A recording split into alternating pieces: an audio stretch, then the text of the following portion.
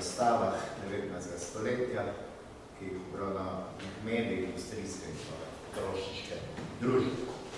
Razstave so spremljale proces industrializacije, modernizacije, podug in umika posameznika sta predstavljala cilj liberalno gospodarskega spodbujanja in pospeševanja obrti na osnovi postavljanja konkurenčne ideje.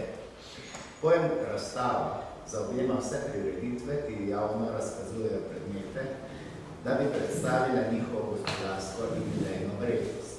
Na razstavah se prekrivajo ekonomske in simbolne, prostorske in funkcionalne strukture stvarnih ravni razmerij v kulturi. Poudarek razstavljanja je na organizaciji prezentacije, na prikazu, na specifiki koncepcije trodimenzionalnih predmetov. Marxov leksikon iz konca 19. stoletja navaja, da so prvo uvrtno razstavo leta 1756 priredili v Londonu, na celini je bila nato prva v Pragi 1791, te pa je sledila tista v Parizu leta 1798. Arhitekt in zgodovinar anonimne zgodovine Siegfried Giedion je omenjeno pariško razstavo na Champ de Mars označil za začetnico popularizacije tega medija in sicer zato, ker ni prikazovala zgolj luksuznih predmetov, temveč tudi običajne predmete za vsakdanjo rabo. Na razstavi, v kateri prebivalci seveda niso videli kaj več kot teatralno poveličevanje dela, fabrikanti pa so imeli za novo obliko letnega sejma, so obiskovalci namesto svile lahko videli volnene izdelke, namesto čipk in atlasa pa blago, ki je koristno za domače potrebe tretjega stanu.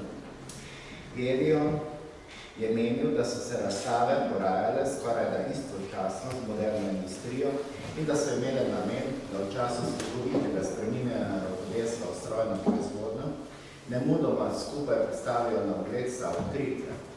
Giedion je razlikoval dve fazi. Prva je v prvi polovici 19. stoletja pripravljala in slavila upravo cehovskih omejitev in prisil, druga polovica 19. stoletja pa je internacionalizirala razstavljanje na osnovi proste trgovine. Drugo obdobje velikih razstav je bilo torej rezultat liberalnega pojmovanja gospodarstva. Prosta trgovina, prost promet in izboljšanje proizvodnje in kvalitete proizvodov s svobodno konkurenco. Naprednejša Velika Britanija, kot pionirka industrijske revolucije, je že sredi 18. stoletja odkrila pomen medija razstavljanja reči, torej skoraj stoletje pred slovito prvo svetovno razstavo industrijskih izdelkov v Londonu leta 1851. Pomen razstavljanja in s tem primerjanja faktorja gospodarske zmogljivosti in rasti je izpostavljal že veliki nacionalni ekonomist in predstavnik gospodarskega liberalizma Adam Smith. V 19. stoletju pa je tudi na evropski celini z razmahom gospodarskega razvoja prirejanje razstav vse bolj pridobivalo na pomenu. Razstavljalcem je vse do srede 19. stoletja kot vzor služil francoski način razstavljanja. Tudi v deželah Habsburške monarhije, kjer so veljale za odlično sredstvo poduka o industrijskih razmerah, o razvoju in zmogljivosti industrije v celoti, kot tudi v posameznih vidnejših podjetjih, in kjer je bilo z organizacijo obrtnih razstav povezano predvsem ustanavljanje obrtnih družb. Pomemben mejnik pri organiziranju obrtnih razstav v notranji Avstriji predstavlja na to ustanovitev društva za pospeševanje in podpiranje industrije in obrti leta 1897 v Gradcu. Glavna naloga društva je bila spodbujanje podjetniške vneme in populariziranje dosežkov moderne industrije. Za učinkovitejše sredstvo oglaševanja notranje industrijskih in obrtnih izdelkov doma in v tujini je društvo štelo razstave. V predmarčni dobi je uspelo organizirati 4 v Celovcu leta 1838, Gradcu 1841, Ljubljani 1844 in Lincu 1847. Graško društvo je na 5. občnem zboru 30. marca 1843 sklenilo, da bo tretjo obrtno razstavo organiziralo v Ljubljani in na prireditev je opozorila vse tovarnare, manufakturiste, rokodelce, skratka vse, ki se ukvarjajo s kakršnokoli proizvodnjo in poudarilo, da morajo industrialci in obrtniki usmeriti pozornost na za njih najpomembnejšo okoliščino, da jim javna obrtna razstava v Ljubljani zaradi bližine Trsta, ki je eno najpomembnejših trgovskih pristanišč v Južni Evropi, utegne nuditi mnoge prednosti in izvrstne priložnosti. Pričakovati je namreč, da se bodo na njej, ker je Ljubljana le nekaj ur oddaljena od Trsta, prikazali tamkajšnji trgovci in trgovski posredniki in se bo z njimi lahko navezalo precej trgovskih stikov. Septembra leta 1844 so razstavo obrtniških reči torej priredili tudi v Ljubljani. Ogled razstave v Reduti in Virantovi hiši na trgu pri Svetem Jakobu, na kateri naj bi obiskovalci videli več kot 4000 praznih in umetno izdelanih reči, je bil brezplačen. Janez Blajbajs ga je še posebej priporočal rokodelcem iz dežele, saj naj bi jim koristila zlasti seznanitev s tujimi izdelki. Kmetijske in rokodelske ulice so vzhičeno poznanile, da so si industrijsko obrtno razstavo 5. septembra 1844 v spremstvu direktorja Društva za pospeševanje in podpiranje industrije in obrti nadvojvode Janeza ugledala tudi premilostljivi cesar Ferdinand in presvetla cesarica Ana Marija. Zapisale so, da jim je bila razstava prav všeč in pogodu in da sta zase kupila več dopadljivih reči. Obisk cesarskega para je seveda mnogo prispeval k popularizaciji razstave. Zanimanje javnosti zanjo je sploh preseglo pričakovanja, saj je bila zmeraj polna ogledovalcev iz bližnjih in daljnih krajev. Nekateri dan so se ljudje tako drenjali, da ni bilo mogoče vse noter pustiti. Prireditelj razstave je najprej predvidel, da bo trajala od 4. do 18. septembra, torej 14 dni, toda za voljo velikega zanimanja javnosti so jo morali podaljšati do 22. septembra. Obiskovalci so si razstavo lahko ogledali med 10. in 12. uro dopoldan in med 2. in 4. popoldan, ob nedeljah pa med 10. in 12. dopoldan in med 3. in 5. popoldan. Zainteresirani so si lahko za 6 krajcarjev kupili tudi natisnjen seznam razstavljenih predmetov. Otroci do 10. leta starosti so si lahko ogledali razstavo samo v spremstvu odraslih, obiskovalci so se morali držati predpisov razstavnega reda. Dotikanje, dvigovanje ali premikanje razstavljenih predmetov v razstavnih dvoranah je bilo prepovedano. Če so se zainteresirani hoteli natančneje ogledati posamezne eksponate, oziroma so o njih želeli podrobnejše informacije, so se morali obrniti na stalno prisotnega člana organizacijskega komiteja. Zaznambe o interesentih za nakup razstavljenih predmetov je zapisoval zapisnikar, kupljeni artikli pa so se s pologom prodajne cene lahko prevzemali šele po koncu razstave.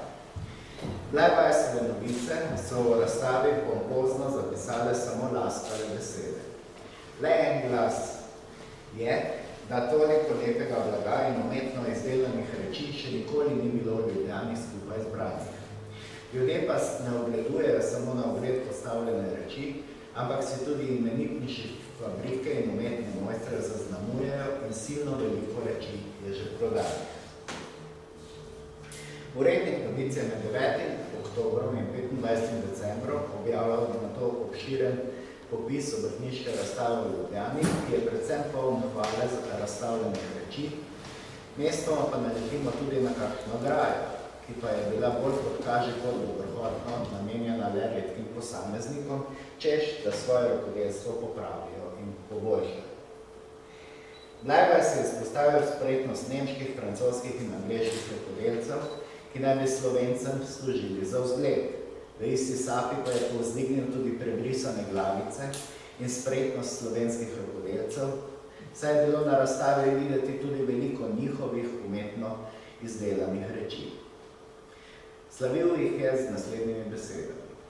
Tudi mi Slovenci imamo že več takih izdelkov, kateri krog in krog slovijo in katere v daljne kraje pošiljamo in nam veliko tavžentov vsako leto v deželo doneso.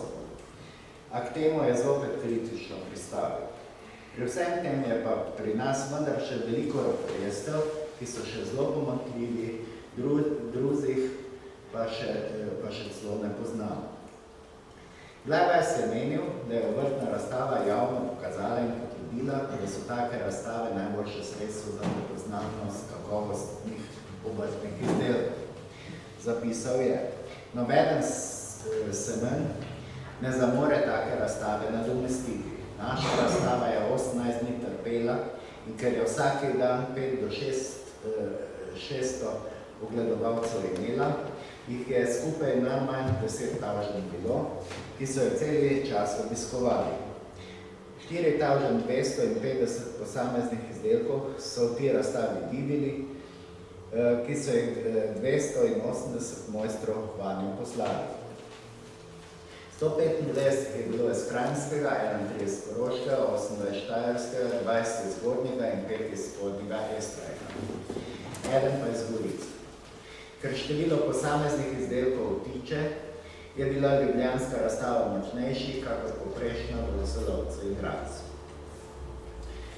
Za razliko od preveč shičenega urednika novic je vodstvo društva za pospeševanje in podpiranje industrije in obrti v svojem glasilo Inner Österreichisches Industrie- und Gewerbeblatt razstavo ocenilo za zadovoljivo in ni skrivalo razočaranja, da so na njej izstopali razstavljalci dežele Kranjske. Od 195 je bilo kar 88 iz Ljubljane. In da so se nekatere društvene dežele udeležile s tako skromnim številom razstavljalcev. Med vzroke za nizko udeležbo nekaterih dežel so izpostavili njihovo oddaljenost, podjetnike, pa naj bi od sodelovanja na razstave odvrnila tudi bližina splošne velike industrijske razstave v glavnem mestu cesarstva. Navkljub mnenju, da je razstava zgolj zadovoljiva, pa je vendarle pohvalilo, da se glede na kakovost povsod kaže očiten napredek, da so se pojavile marsikatere nove obetavne industrijske panoge in da se je sploh pokazalo tako dejavno in patriotično sodelovanje pri pripravi razstave, da moramo vse prikazano imeti za polnopravno zagotovilo razveseljive prihodnosti. Obiskovalci, ki so se drenjali v javno razstavljenih rečeh, so imeli res kaj videti.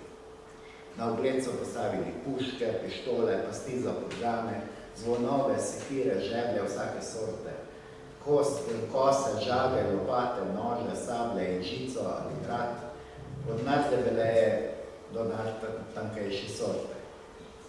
Razstavo so preživljale umetne rože, pisane nogavice, rokavice in čepice, kožuhi, lično farbani višnjevi pavolniki, to so prav kotone, torej bombažne tkanine, pa umetelno narejeni čevlji, torbice, usnje lepih farb in nizke cene in prav lepe omikavnice, pravi krtače za volno. S kakovostnim papirjem sta se predstavili papirnici Goričane pri Medvodah in papirnica Velče. Zlasti slednja je bila po mnenju Glajbajsa z mnogovrstnim papirjem, ki se na mašinah izdeluje, se je prav dobro odnesla. Je papir, je dobrega jedra in lepe farbe in nižejših cene, kakor vseh drugih enakih papirnic. Ljudje so lahko občudovali čudovite mize, svete podobe, glasovite idrijske čitke, pa volnate sage ali tepihe, ki so v resnici zaloglago in bi si marsikateri želel kaj tacega v svoji stanici, torej stanovanju imeti. V paradi izdelkov je bila po mnenju Glajbajsa morda preskromno zastopana tudi v tujini dobro poznana suha roba iz Ribnice, Sodražice in Dolenje vasi. Pohvaljeni so bili kranjski slamniki, ki imajo že davne dobro ime tudi po tujih deželah. Med najlepše blago razstave so se prištevala tudi živnata sita in drugi živnati izdelki. Urednik novic pa ni skrival razočaranja, da so suknarske fabrike na Gorenjskem prav zelo opešali. Javno razstavljenih je bilo namreč samo 6 kosov sukna Janeza Resmana, suknarja iz Voža. Blajvaj se je pripomnil, da se Resmanova fabrika med vsemi na Gorenjskem še kar najbolj drži in na leto okoli 1000 kosov sukna izdela, katerega cena je za vatelj 45 krajcarjev v 2 goldinarjih. Volno za bolj žlahtne sukna na mašinah predajo, za slabši robo jo pa drugi delavci pripravljajo. Okoli 80 ljudi ima sedaj delo v tej fabriki, katera se je že v letu 1795 pričela in takrat na kupe dela imela, ko še niso na češkim, marskim in šleskim, sukna z mašinami delali. Glejte, kako so se časi spreobrnili. Samo ta fabrika se še na dolgih nogah drži. Zakaj ne prvi lastnik Anton, Janezov oče, je veliko let po tujih krajih hodil, razne suknarske fabrike obledoval in si jih poteh svojo lastno fabriko napravil. Tudi sedanjemu lastniku hvala gre, da s časom naprej hiti, koliko je mogoče. No, javna razstava raznovrstnih rokodelskih in industrijskih izdelkov je med gledalci vzbujala različne vtise. Ocenjevali so lahko njihovo kakovost, koristnost, dekorativnost, estetsko vrednost. O slednjem nas prepričajo atributi kot lep, čeden, zav, ličen in podobno. Obiskovalci so se lahko seznanjali tudi z njihovo uporabnostjo ali pa so radovedno iskali odgovore, kako naj bi se z njimi sploh ravnalo ali kako deluje. Izdelke iste branže so lahko preizkušali in primerjali. Nenazadnje so bili soočeni tudi z aktualnimi proizvodi, ki so bili na primer potrebni za izgradnjo revolucionarne prometne novotarije, kot je železnica. Fužina iz Ožberga, to se pravi Wolfsberg, na Koroškem nam je razne izdelke za železno cesto v razstavo dala, katere so bili v resnici zlate svetinje, torej medalje vredni. Večina razstavljenih reči je bila deležna pohvalnih in laskavih ocen. Blajvaj se pel slavo denimo lepoti zrcal, ki jih je razstavila tovarna pri Svetem Vincencu na Koroškem in zanje prejela zlato medaljo. Ali pa ni ga mende lepšega sukna na svetu, kakor ga žlahtna brata Moro, fabrikanta iz Vacelovcev, izdelujeta. Med najlepše reči razstave so sodniki izdelke ključarja Wolfheima iz Ljubljane razsodili, namreč malin, torej mlin, za kofen leti, s katerim se da naenkrat pol centa kofeta zmleti in tako dalje in tako naprej. A nekaterim rokodelcem je urednik novic vendarle namenil kakšno pikro in igrajo. Ljubljanski barbarki Mariji Apel tako o njenem barvanem blagu ni imel povedati nič posebnega. Prav tako ni bil navdušen nad žeblji fužinarja Jožefa Globočika iz Železnikov ali pa nad cerkvenimi špicami, torej čipkami, ki jih je odločno premalo poslala na ogled Frančiška Brempin iz Idrije. Ocenjevalci niso bili navdušeni tudi nad sicer lično izdelanimi orglami, ki pa žal niso tako pojele, kako bi jih radi slišali. Novice so se v predstavitvi obrtne razstave slovenskim bralcem pri iskanju ustreznih domačih izrazov pogosto znašle v zadregi. A Blajvajsov opis smo izbrali namenoma, saj gre za dragoceno pričevanje poznavalca in sodobnika, čeprav bi bilo morda mnogo lažje opisovati razstavo na podlagi omenjenih poročil v Graškem notranje avstrijskem listu za industrijo in obrt. Še primernejše pa bi bilo, če bi se obrli kar na sam razstavni katalog oziroma seznam razstavljenih eksponatov, ki je bil obiskovalcem na voljo za 6 krajcev. Za ilustracijo, kaj prinaša seznam razstavljalcev in razstavljenih eksponatov, povejmo, da bi v njem pod številko 37 našli edinega razstavljalca iz Gorice, lastnika Svilarne, Franca Juha, ki je razstavljal in tudi prodajal kos karminsko-rdečega svilenega damasta. Zanimiv je tudi ljubljanski izdelovalec kirurških inštrumentov in noža Nikolaus Hoffmann pod številko 127, ki je razstavil kar 70 različnih vrst noža. Hoffmann je konec septembra 1844 v oglasu v Laibacher Zeitung še enkrat opozoril na svoj širok nabor izdelkov, jih je javno razstavil na obrtni razstavi ter se zahvalil strankam za zaupanje in se še naprej priporočal z nizkimi cenami svojih izdelkov. Za razstavljanje nože, škarje in kirurško orodje je namreč prejel bronasto medaljo. Vodstvo Graškega društva se je na seji dne 17. oktobra 1844 zahvalilo vsem razstavljalcem. Svojimi izdelki naj bi namreč povzdignili dobro ime domače obrtnije. Zahvalilo se je tudi deželnim stanovom, ki so brezplačno odstopili prostore v Reduti, še posebno pa vodi obrtne razstave Leopoldu baronu von Lichtenbergu in njegovemu namestniku, ljubljanskemu županu Janezu Nepomuku Hradecku. Zahvalo se izrekli tudi ljubljanskim trgovcem, ki so razstavne predmete sprejemali, jih postavili na ogled, po zaprtju razstave pa zopet pošiljali nazaj razstavljalce. Posebno zadovoljstvo z njihovim prizadevnim delom je izrazil nadvojvoda Janez. Vodstvo obrtniškega društva se je končno zahvalilo tudi vsem tistim meščanom, ki so prostovoljno celih 18 dni varovali razstavljeno blago. Društvo je tovarnarjem, fužinarjem in rokodelcem, ki so bili najzaslužnejši za uspeh ljubljanske obrtne razstave, podelilo 6 zlatih, 14 srebrnih in 24 bronastih medalj in 51 diplom. Seznam odlikovanih in pohvaljenih razstavljalcev so novice objavile v začetku novembra 1844. Objavljena so bila tudi imena tistih zaslužnih tovarnarjev, fužinarjev in rokodelcev, ki so prejeli zlate, srebrne ali bronaste medalje oziroma diplome že na predhodnih razstavah v Celovcu in Gradcu in jih je društvo ob ljubljanski razstavi zopet potrdilo. Gospodarski zgodovinar Ivan Slokar je v svojem neprecenljivem delu o avstrijski industriji v času cesarja Franca I. izpostavil, da je najpomembnejše sredstvo za pospešeno prodajo industrijskih proizvodov njihova čim večja popularizacija.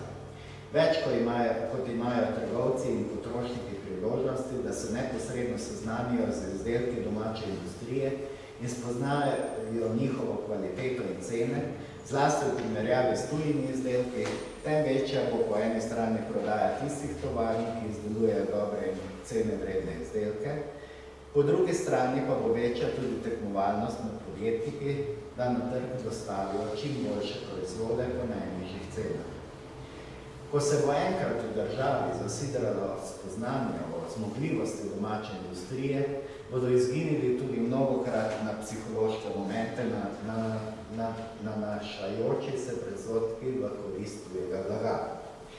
Industrijske razstave so po Slokarju najodličnejše prireditve, da zainteresirani predočejo izdelke pomembnejših tovarn in obrtnih podjetij, neke pokrajine ali celotne države, da z javnimi priznanji in odličji spodbudijo tovarnarje, da uporabijo vse njihove moči in izpopolnijo produkte, ter tako dvignejo nivo industrije s ceremonialnim razkazovanjem in sporočanjem, pa povečajo blišč domače industrije ter predstavijo njen pomen vsem drugim stanovom. Za organizirane razstave so bile značilne nazorne predstavitve blaga, predmetov in izdelkov, na katere so opozarjali v vzorčih zbirkah in jih razprostirali v vzorčih kovčkih. Poleg tehnično-industrijskih so razstave prve polovice 19. stoletja spremljale tudi družbeno-ceremonialne funkcije, na primer plesi, vojaške parade, zgodbo, slovesno ozadje razstav so tvorile priljubljene nočne razsvetljave. Poleg podeljevanja odlikovanj so po francoskem vzoru pred odprtjem razstave izdali tudi uradni katalog, ki je vseboval pravila za obisk razstave, seznam vseh razstavljalcev in kratke navedbe eksponatov. Odlikovanja strani žirije so kot stopnjevanje prestiža predstavljala enormno spodbudo za razstavljalce, ker so povratno pomembno učinkovala tudi na samo podjetje. Razstave so primarno konstruirale resničnost preko njihove materialnosti in inscenacije in njihovi pobudniki so v njih videli pomembne instrumente za napredek industrijskega razvoja. Od 30 let 19. stoletja naprej so na mesto državnih oblastnih organov okrepljeno stopala obrtna društva, gospodarska združenja in politehnična društva. Postopna menjava nosilnih skupin je prispevala k močnemu porastu števila razstav, ki so v vedno večji meri delovale kot formi meščanske javnosti. Razstave so še posebej služile elitam meščanstva po premoženju kot oder za samo predstavitev in za pridobivanje ugleda. Geneza moderne razstave je bila povezana z ločevanjem eksponatov od njihovega tradicionalnega, sakralnega in gospodskega konteksta. Na področju tehnike in industrije so inovacije in naraščajoča integracija trga sabo prinesle rastočo potrebo po javnosti in posebnih popularizaciji in oglaševanju. Zgodne industrijske razstave so bile ob tem tako javni prostori izmenjave in informacij, kot tudi odri za primerjavo in konkurenco. Obrtna društva, ki so se iztrgala iz gospodske in religiozne navezanosti, so postala nosilci razstav, kjer so se obrtno-pedagoška prizadevanja mešala z gospodarsko-političnimi iniciativami in s prizadevanjem za družbeni ugled. V javnosti društev, kot tudi razstav, so bile artikulirane potrebe in tendence, ki so presegle okvir gospodsko-korporativno organiziranega starega sveta. S tem so bile razstave sinonim za spreminjanje gospodarskih praktik in načina ravnanja. Na njih se je gospodarsko področje in njegove akterji izkazala kot samostojen in ciljni sektor, ki temelji na učinkovitosti in konkurenci. Uspeh medija razstave se je krepil v drugi polovici 19. stoletja. Razstave so se vedno bolj oddaljevale od obrtnih razstav, na katerih so bili v ospredju posamezni eksponati in posebni razstavni kosi. Razvile so se industrijske razstave, ki so svoje izdelke razkazovale predvsem potencialnim potrošnikom in niso dajale več prednosti poslovnim partnerjem in tekmecem. Sprememba funkcije je prišla do izraza v spremenjeni izbiri krajev razstave. Poleg glavnih mest, v katerih so si prireditelji zaradi njihovih reprezentativnih možnosti najprej obetali dobiček in od katerih je marsikatero zaradi njihove posebne infrastrukture ostalo še naprej atraktivno, so od 60. in 70. let naprej kot mesta za razstavo izbirali tudi pomembna trgovska in obrtna središča. Umetni ljubljanski zvonar Anton Samasa je na ljubljanski razstavi leta 1844 zaradi tehnične dovršenosti razstavljenih bronastih ribarskih izdelkov nove vrste in zelo razširjenega poslovanja prejel srebrno medaljo z diplomo. Razstavil je stiskalnico za klobase po lastni zamisli, tristransko menjalno pipo za gasilsko brizgalno in pa luneto za stružnico. Podjetje Samasa je bilo sicer nagrajeno že na prvi razstavi v Celovcu leta 1838, kjer je prejelo bronasto medaljo zaradi sijajnih medeninastih izdelkov in pomenljivega obsega proizvodnje. Uspešno ljubljansko podjetje se je pod vodstvom Antona Samase po letu 1866 pa njegovega sina Alberta pogosto pojavljalo tudi na razstavah druge polovice 19. stoletja v dobi veličastnih svetovnih razstav, ki zaradi njihove atraktivnosti in spektakularnosti lahko imamo za vodilni medij 19. stoletja. Firma Samasa je bila nagrajena za svoje dosežke že na svetovni razstavi v Parizu 1855, sodelovanje na teh institucijah prikazovanja, na katerih se je slavil napredek tehnike in komunikacij, strojev, znanosti in novih odkritij, ter se je internacionalizirala prosta trgovina, je ljubljansko podjetje imelo koristi za nadaljnji razvoj in prepoznavnost podjetja. Velike svetovne razstave so namreč s svojimi specialnimi in fascinantnimi arhitekturnimi rešitvami služile predvsem za informacijo in so bile sredstvo medsebojne gospodarske tekme med narodi. Bile so razstave, na katerih so pokazali predmete, ki jih je ocenjevala mednarodna žirija. Za podjetnike so bile torej edinstvena priložnost za mednarodno afirmacijo podjetij. Zlasti Albert Samasa si je že z obiskom svetovne razstave v Parizu 1855 in tudi na velikih potovanjih v Belgijo, Švico, Anglijo in Italijo nabiral bogate izkušnje in širil obzorje, kar je bilo zelo pomembno za nadaljnjo uspešnost podjetja. Veliko uspeha mu je tako prinesla svetovna razstava na Dunaju 1873, kjer je navdušil 4-glasno ubranimi zvonovi v rotundi, ki so vsak dan oznanjali začetek in konec in ki so pod imenom zvonovi rotunde postali znani širom sveta. Svetovne razstave, ki jih je Walter Benjamin nekoč označil za božjepotne kraje k fetišiziranemu blagu, seveda niso bile izredni dogodki samo za obiskovalce, ki so v svojem navdušenju in radovednosti nanje vezali velika pričakovanja. Tudi razstavljalci, med njimi smo kot primer izbrali podjetje Samasa, so si od njih obetali gospodarske koristi, pridobitve prestiža in nenazadnje razširitve strokovnega znanja zaradi razstavljenih konkurenčnih izdelkov. Moda tistega časa je podjetnike naravno silila, da se udeležujejo razstav, če niso hoteli nazadovati.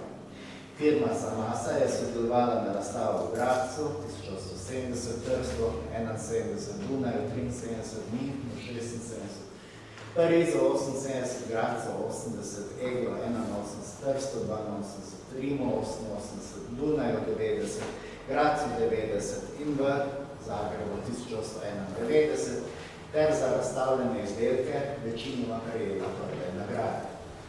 Dober glas firme je v svet ponesel tudi Albertov naslednik Max Samasa, ki sicer ni imel tako velikega smisla za razstave kot njegov predhodnik, a se je z razstavo zvonov in cerkvenega orodja vendarle pojavil na svetovni lovski razstavi na Dunaju v letu 1910 in v daljnem Buenos Airesu istega leta.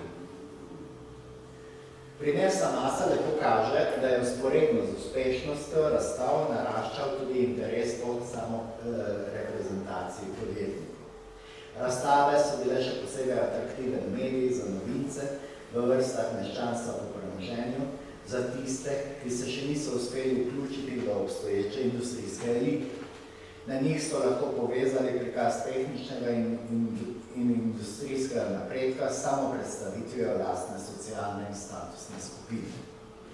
Medtem, ko so bile zgodne industrijske razstave vključene v še veljavni gospodarski, socialni in oblastni red, so se kasnejše razstave razvile v javna mesta reprezentacije novih in vsem disparatnih poklicnih in socialnih skupin industrialcev, obrtnikov in tovarnikov. Tako za Ljubljansko, kot tudi za številne druge razstave prve polovice 19. stoletja je bilo značilno, da so bile v primerjavi s kasnejšimi po svojem obsegu skromne. V Ljubljani se je glede na uradni katalog, ki je bil podobno kot drugot oblikovan po francoskem kriteriju, predstavilo 270 razstavljalcev, ki so skupaj razstavili 4238 eksponatov. Kot je ugotavljal Blajvajs, je razstavo v 18 dneh obiskalo najmanj 10.000 ljudi. Obiskovalci so si podobno kot drugot lahko ogledali predvsem iznajdbe, vzorce in modele, novosti so konkurirale uveljavljenim predmetom. Preizkušeno, kot na primer furmanski krzneni plašč, je tekmovalo z aktualnimi železniškimi tiri in sestavnimi deli lokomotiv in vagonov. Mesto so znašle tudi umetniške stvaritve kiparjev, slikarjev, litografov, denimo portreti graškega litografa Jozefa Franca Kajzerja, upodobitev šopka z vazov Ljubljančanke Amalije Toman ali leseni anatomski kipec človeka idrijskega kiparja Čeferina. Bolj sladkosnete obiskovalce so mamile različne vrste čokolade ljubljanskega trgovca Florijana Maurerja ali pa kanditi, ki jih je ob rafiniranem sladkorju razstavila ljubljanska cesarsko kraljeva privatna sladkorna rafinerija. Tiste, ki so se navduševali za napredek, pa je gotovo očaral teodolit s kompasom, optika in mehanika iz celovca Johana Francoja sina. Za ljubljansko razstavo je značilna malo številnost tako razstavljalcev kot obiskovalcev. Njena skromnost je bila primerljiva denimo s prvo razstavo pruskih obrtnih izdelkov, ki so jih leta 1822 6 tednov razstavljali v hiši obrti v Berlinu in je v smislu pospeševanja obrti razočarala. Približno 180 razstavljalcev je predstavilo pičlih 1000 predmetov, prodali pa so 9514 stopnic, kar je dnevno naneslo približno 200 obiskovalcev in obiskovalcev. A pri 6-urnem odpiralnem času med 10 in 16 uro je bila to vendarle opazna številka. Pomembnejša je bila na to šele tretja razstava v Berlinu 1844, druga je bila 1827, na kateri je sodelovalo že 1913 razstavljalcev. Povsem drugačne, naravnost fascinantne številke pa so bile značilne za drugo fazo razstavljanja, torej za drugo polovico 19. stoletja, za dobo velikih svetovnih razstav. Že na prvo svetovno razstavo v Londonu leta 1851 je prišlo več kot 6 milijonov obiskovalcev. A tudi ta za nek dogodek 19. stoletja, nenavadna velika številka, je bila večkratno presežena na pariški razstavi leta 1900, ko so našteli preko 50 milijonov obiskovalcev. V Londonu je prejelo odličje čez 5300, v Parizu pa že preko 40.000 razstavljalcev. Te številke dajejo vtis o razsežnostih teh velikih prireditev, ki so se dogajale tekom druge polovice 19. stoletja v glavnih mestih in industrijskih centrih Zahodne Evrope in Severne Amerike in govorijo v prid njihovi atraktivnosti in spektakularnosti. Zaključimo lahko, da so bile razstave projekti, ki so se izhajajoč iz idejnih in gospodarskih stališč neposredno obračali na publiko. Z gospodarskim namenom pridobivanja kupcev pa so razstave predmetile efekt predstavitve oziroma razkazovanja s tem, da so tako kot vele blagovnice upeljale pregledovanje in primerjanje blaga brez obveznosti za nakup. Zato jih je Werner Sombart označil za modernizirane serije. Obiskovalec se je lahko na razstavah torej hitro in nadrobno informiral in se sam odločil, ali bo določeno reč kupil ali pa jo zna bolje narediti sam doma. Z razmahom novih medijev in množične proizvodnje so se tekom 19. stoletja preoblikovale navade zaznavanja in ljudje so se navadili novih načinov gledanja.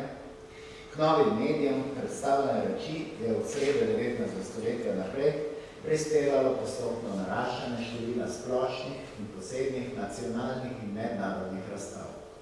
Njihovo število se je nato tekom 20. stoletja s krepitvijo potrošniške družbe hitro večalo. Postavljanje razstav je predstavljalo sečišče okusa in pedagoški moment vzgoje in je služilo kot motor in motiv urjenja v kulturi potrošnje. Razstave so bile skratka sporočevalne in posredniške agencije kulturnih predstav, ciljev in norm, ki jih tako podabljajo